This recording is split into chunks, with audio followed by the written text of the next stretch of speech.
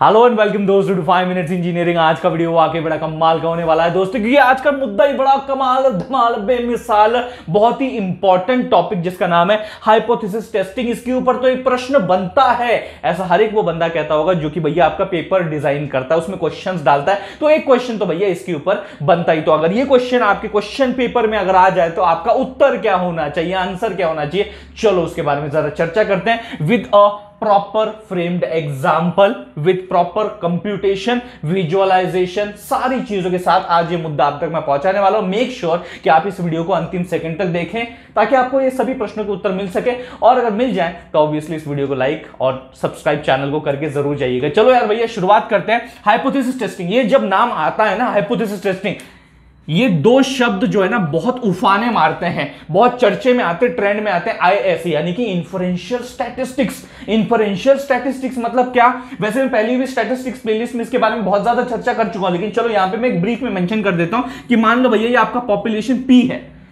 बहुत ज्यादा लोग हैं भैया इसमें, पॉपुलेशन पी है। अब इसके रिगार्डिंग अपने को कुछ एक कंक्लूजन चाहिए, बराबर है? तो क्या अपन सबके पास जाते बैठेंगे क्या? पॉपुलेशन में बहुत ज्यादा टाइम लग जाएगा, रिसोर्सेज लग जाएंगे, एफर्ट लग जाएंगे। तो अपन क्या करते हैं, एक काम करते हैं भैया, अपन आलसी लोग, अपन क्या करते हैं, अपन पूरा पॉपुलेशन को छोड़ देते हैं, अपन ना एक रैंडमली एक छोटा सा सैंपल पकड़ लेते हैं, एक रैंडमली छोटा सा सैंपल पकड़ लेते हैं, और ये जो सैंपल हमें जो इंफॉर्मेशन दे रहा है उसके बेसिस पे about the population we make a conclusion. बात समझ में? The information that we are getting from this respective randomly selected sample, उसके बेसिस पे कंक्लूजन जो है वो हम ड्रॉ करते हैं अबाउट आवर पॉपुलेशन।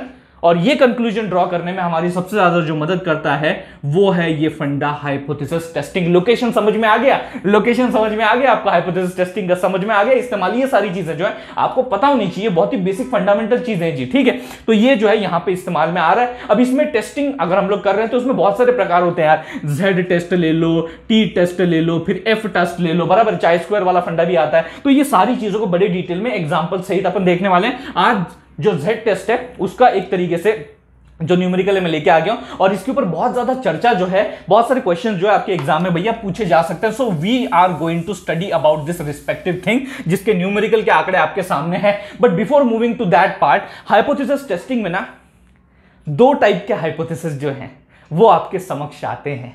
एक होता है नल हाइपोथेसिस, एक होता है अल्टरनेट हाइपोथेसिस। कई बार आपने सुना होगा इनके बारे में, है कि नहीं? नल हाइपोथेसिस की खासियत है वो ना क्लेम के साथ जाता है। आपके क्वेश्चंस में कई बार बोला होगा कि this company claims, the teacher claims. जैसे अगर यहां पे देखा जाए तो हमारे भी टीचर कुछ क्लेम करने की कोशिश कर रहे हैं, तो नॉर्मली हम करते हैं क्या है, उस क्लेम को जो है, उस पॉसिबिलिटी को जो है, उस अजम्पशन को जो है हम फ्रेम करते हैं इनटू आवर नल हाइपोथेसिस, जिसे H0 से डिनोट किया जाता है।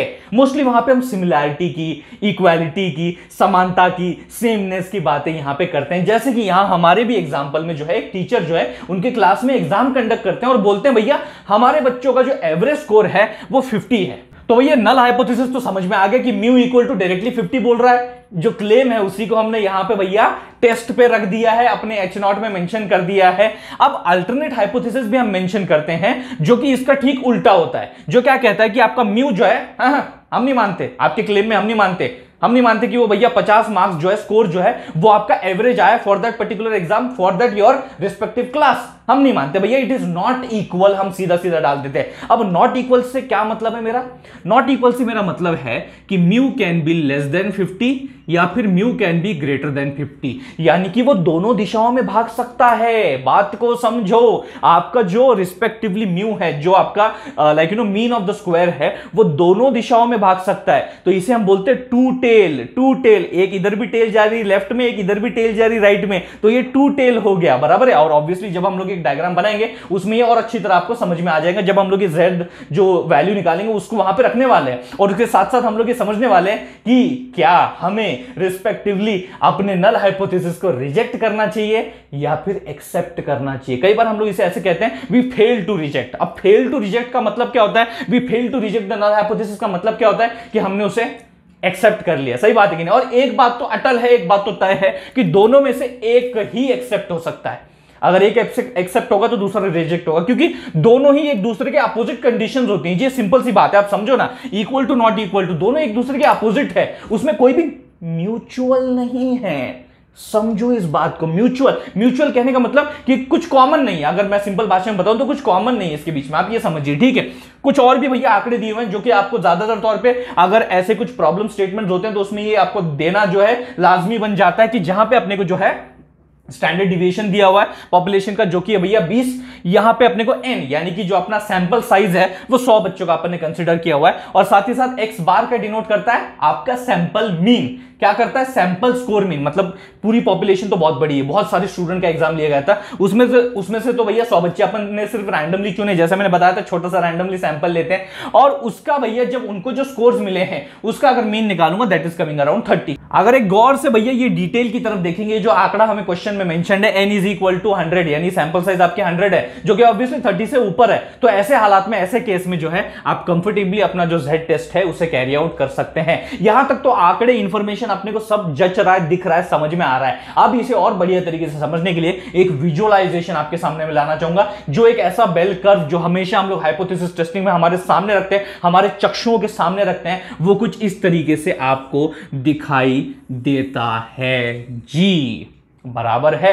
अब इसमें दो चीजों के बारे में हम लोग बात करने वाले हैं, that is your respective alpha, that is जिसे हम सिग्निफिकेंस लेवल कहते हैं, सिग्निफिकेंस वैल्यू हमारी आएगी, और एक होता है कॉन्फिडेंस इंटरवल। अब देखो जी, हमारा जो क्वेश्चन है इसमें क्या लेवल ऑफ सिग्निफिकेंस के बारे में कोई भी इंफॉर्मेशन दी है क्या? कोई अल्फा वैल्यू के बारे में कोई भी इंफॉर्मेशन दी है? यहां पे कुछ भी मेंशन किया है कि अल्फा आपका 1% होना चाहिए, 5% होना चाहिए, 10% होना चाहिए, लाइक कितना होना चाहिए? कुछ दिया है यहां पे? कुछ मेंशन किया है? नहीं किया है जी। तो ऐसे हालात में you can just comfortably just choose alpha is equal to 5% and just carry out the further computation, कोई दिक्कत की बात नहीं। यहां पे जो ये वैल्यूज हैं, Z वैल्यूज जो मैंने मेंशन की for the alpha equal to 5%, 1 and 10%, ये most commonly used alpha values हैं, और उसके लिए भैया जो जनरेटेड आपके Z टेबल को आपने रेफर करके जो वैल्यू जनरेट की वो आपके सामने मैंने यहां पे लिखी है प्लस माइनस, तो यहां पे दोनों साइड में ही है, क्योंकि यहां पे अगर आप देखेंगे मैंने बात की थी दोनों साइड में टू टेल में है, तो ये टू टेल स्ट्रक्चर जो है वो अभी आपको मैं दिखाने वाला हूं, समझाने वाला हूं। देखो जी, तो मैंने क्या बोला? अल्फा इज इक्वल टू 5%, मतलब क्या?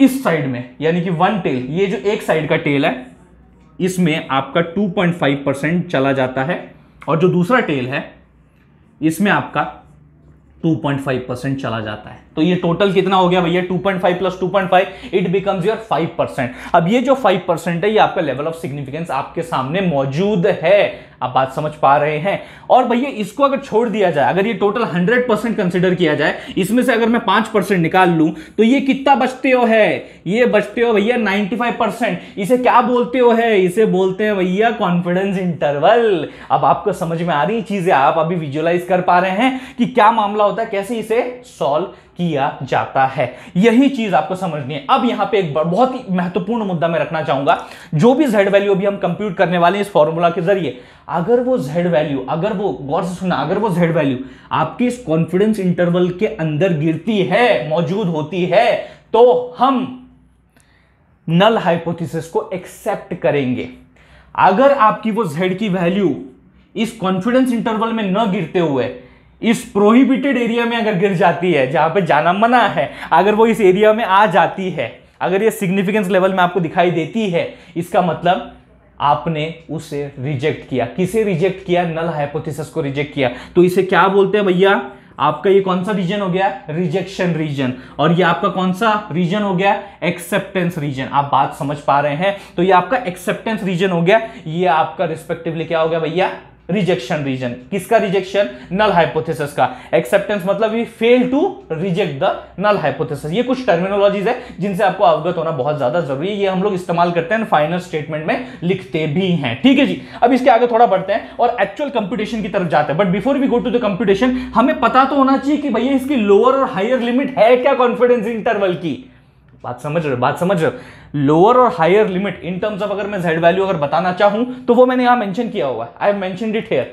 तो यहां हम क्या करते हैं? -1.96 एंड +1.96, ये जो भैया वैल्यूज हैं इसके बीच में अगर आपकी Z वैल्यू जनरेट होती है, इसके बीच में अगर आपकी Z वैल्यू जनरेट होती है तो हम क्या कहेंगे? It is in the acceptance region, यानी we fail to reject the null hypothesis.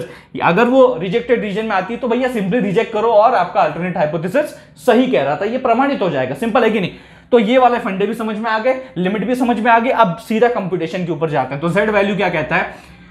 X bar minus mu divided by sigma divided by the root of n. तो आपका एक्स बार क्या है 30 माइनस म्यू कितना है भैया 50। हाँ तो हमने म्यू जो है भैया यहाँ पे 50 ले रखा है, सही बात है कि नहीं। तो म्यू जो है अपना 50 है डिवाइडेड बाय सिग्मा, सिग्मा कितना है भैया यहाँ पे इट्स 20, ठीक है कि नहीं 20 डिवाइडेड बाय 100 का स्क्वायर रूट दैट इज 10, सीधा सीधा 10 ही लिख देते हैं। तो ये कितना हो जाएगा 2 हो जाएगा, सही बात है। तो आपका फाइनली कितना आता है ये -20 divided by 2 that is equal to -10 आ जाता है, सही बात है। So what's the z value that you have received -10।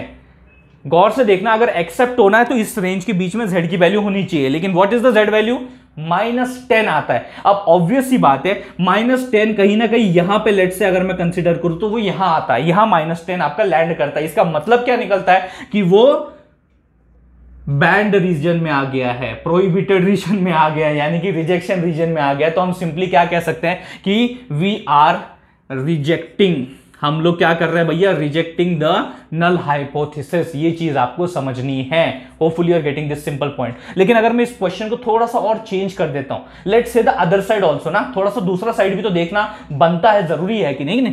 तो यहां पे अगर मैं काम करूं, मैं 30 की जगह लेट्स से अगर 52 ले लूं, अगर जो भी मेरे भैया मैंने 100 बच्चे का सैंपल लिया था उनका अगर स्कोर का अगर मैं मीन लेता हूं, that is a sample mean अगर मैं लेता हूं तो 52 निकल के आता है। और उसी को अगर मैं इस एग्जांपल में रखूं तो let's see what I am getting as a answer. But before that let's remember alpha is equal to 5%। तो यही वो आपके दो जो लिमिट्स हैं लोअर एंड हायर वो आपके यही रहेंगे, ठीक है।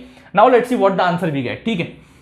गौर से देखना जी, गौर से समझना। यहाँ 30 की जगह मैं क्या करता हूं, यहाँ पे 52 रख देता हूं। अब भैया न्यूमरेटर में आपको क्या दिखाई देगा, प्लस या माइनस, प्लस ऑब्वियसली कितना 2 दिखाई देगा, डिवाइडेड बाय नीचे तो 2 ही रहेगा, यानी कि फाइनल आंसर आपका क्या आने वाला है, यहां पे फाइनल आंसर आपका 1 आने वाला है। जरा गौर से देखिए जरा, क्या वो इस एक्सेप्टेंस रीजन में आ रहा है कि नहीं। ऑब्वियसली आ रहा है, आपका कहीं ना कहीं 1 आपको यहां देखने को मिल जाएगा। और ये 1 जो है ये आपका एक्सेप्टेंस रीजन में, अगर ये एक्सेप्टेंस रीजन में, इसका मतलब हम ये कह सकते हैं कि वी failed to reject the null hypothesis। Simple सा कहने का मतलब है कि हमने उसे एक्सेप्ट कर लिया है। आप बात समझ पा रहे हैं। लेकिन this was when we considered alpha is equal to 5%। जब हमने alpha is equal to 5% consider किया तब जाके हमें ये रिस्पेक्टिवली एक्सेप्ट हुआ है। लेट्स कंसीडर, अगर क्वेश्चन में ऐसा दिया है अल्फा इज इक्वल टू 10% ले लो, अल्फा इज इक्वल टू 10% ले लो, तो फिर क्या करोगे आप। अगर अल्फा इज इक्वल टू 10% ले लोगे तो भैया रेंज ये निकल के आती है प्लस माइनस 0.464। तो फिर रेंज हम लोग कैसे डिफाइन करेंगे, यहां पे -0.645 और यहां पे भैया प्लस कितना है भैया यहाँ पे 0.645। और आपका कॉन्फिडेंस इंटरवल कितना है, ऑब्वियस ही बात है, यहां पे 5%, यहां पे 5%, 5 5 10 और यहां पे 100 - 10 कितना निकलता है 90% आपका कॉन्फिडेंस इंटरवल हो जाता है, बराबर है। यानी कि आपका जो एक्सेप्टेंस रीजन है वो थोड़ा सा ऐसा हो गया, पास में आ गया, लेकिन थोड़ा कम हो गया। इस तरीके से आपको समझना है। अब अगर गौर से देखेंगे तो अगर इसी प्रॉब्लम पे, इसी सेम प्रॉब्लम पे जहां पे 5% अल्फा पे मेरा एक्सेप्ट हो रहा था नल हाइपोथेसिस, अगर आप अभी गौर से देखेंगे तो 10% अल्फा पे मेरा जो ये 1 वैल्यू जनरेट हुआ है एक्चुअल में वो इसके अंदर लाई करता ही नहीं है। गौर से देखो 1 एक्चुअली कहीं ना कहीं यहां लाई करता है, यानी कि जो आपका ये 1 वैल्यू है it is greater than plus 0.645। Simple भाषा में बोलूं तो आपने रिजेक्ट कर दिया है अपना null hypothesis for alpha is equal to 10% value. समझ में आ रहा है जी, you are getting the point जी। तो यही थी वो भैया सारी कथा जो आपको सुनानी थी रिगार्डिंग द हाइपोथेसिस टेस्टिंग। और भी बहुत सारे न्यूमेरिकल्स है अलग अलग टेस्ट के रिगार्डिंग मैं लेके आऊंगा, आप तक पहुंचाऊंगा। तब तक के लिए इस वीडियो को लाइक कर दीजिए, उससे भी ज्यादा जरूरी इस वीडियो को शेयर कीजिए अपने सारे दोस्तों के साथ। थैंक्स अ लॉट दोस्तों फॉर वॉचिंग दिस वीडियो।